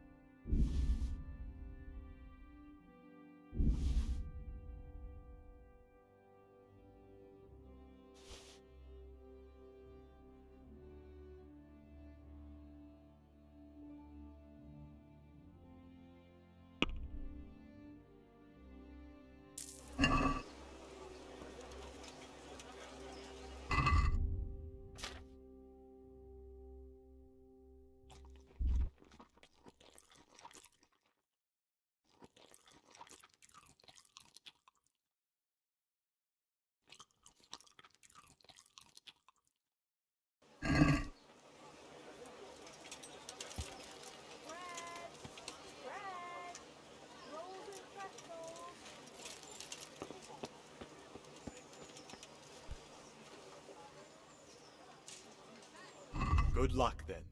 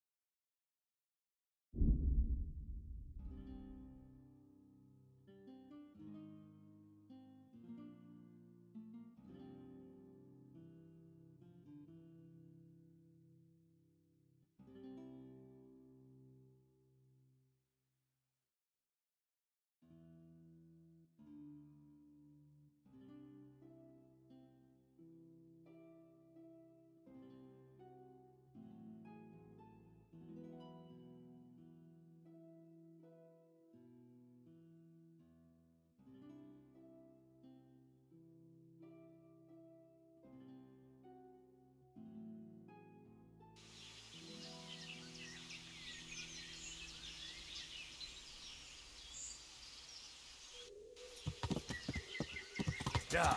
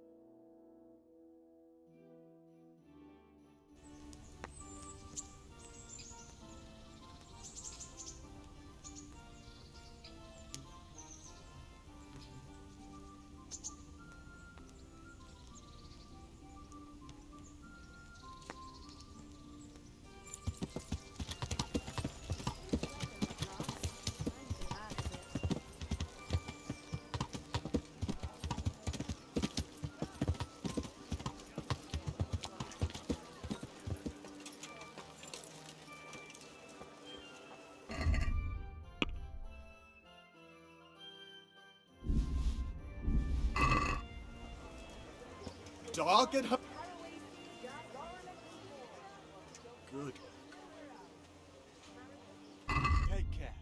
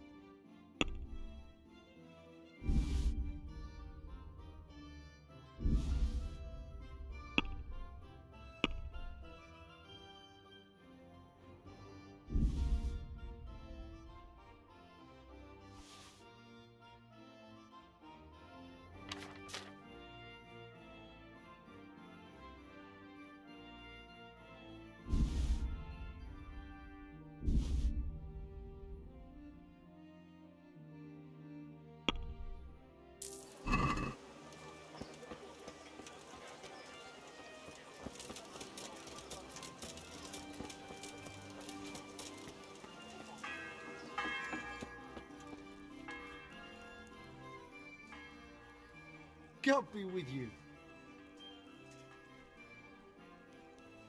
See you later.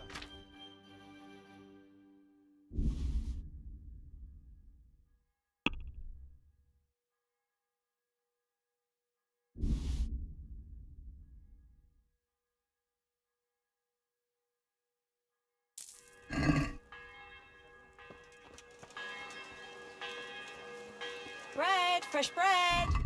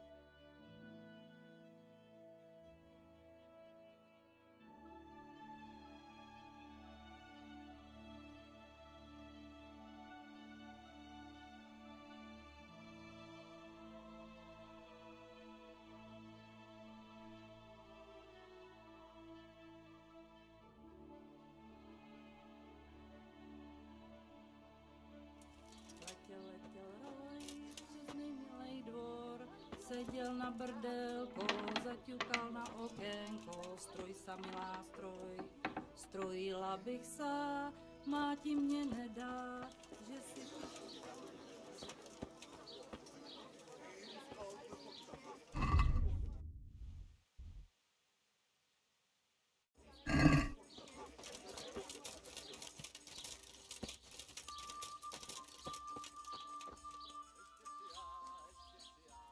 Oh, it's you.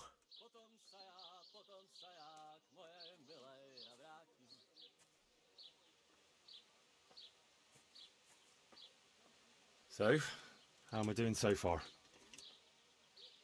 Everyone's talking about the Revenant, as if it were the 11 plagues of Egypt. Wasn't it 10? Oh, you still have a lot to learn. Nevertheless, half the village is without rosaries. Someone even wanted to buy one from me. And did you sell it? I don't trade in such banal goods. But I sold him a cat's paw. I didn't know a cat's paw was good for warding off revenants. Henry, all the goods I have are good for warding off revenants. That's still not enough, is it? You're getting there, but they need a bit more pushing. See you later.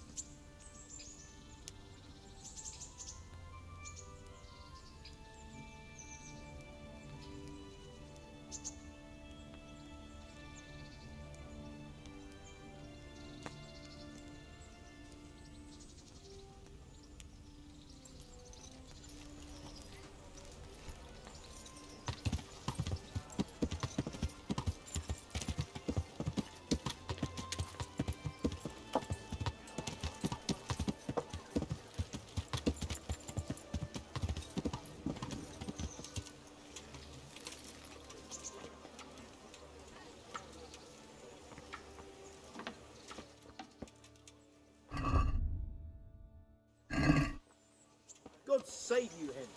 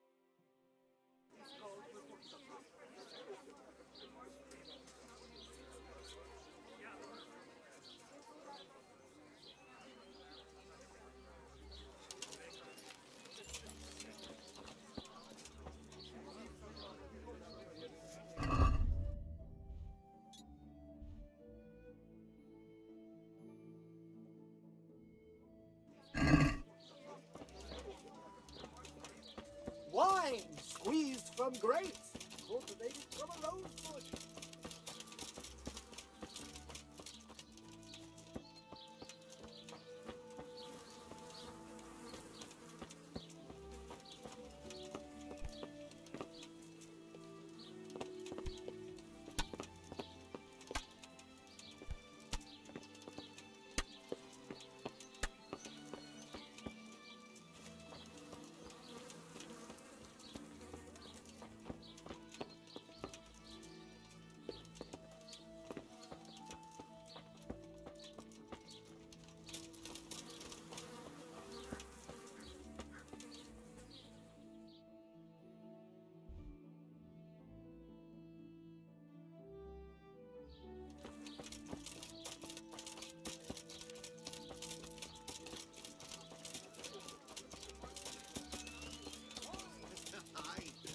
Very sage.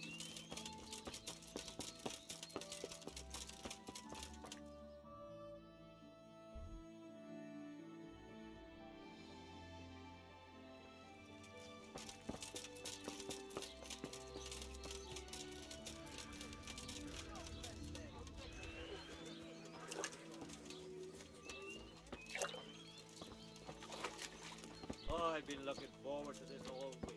Hey, what's that? My God, I'm here every Looking day. for something around here? If you were here every day clocking, you'd have neither work nor coin. True. The more I work, the more coin I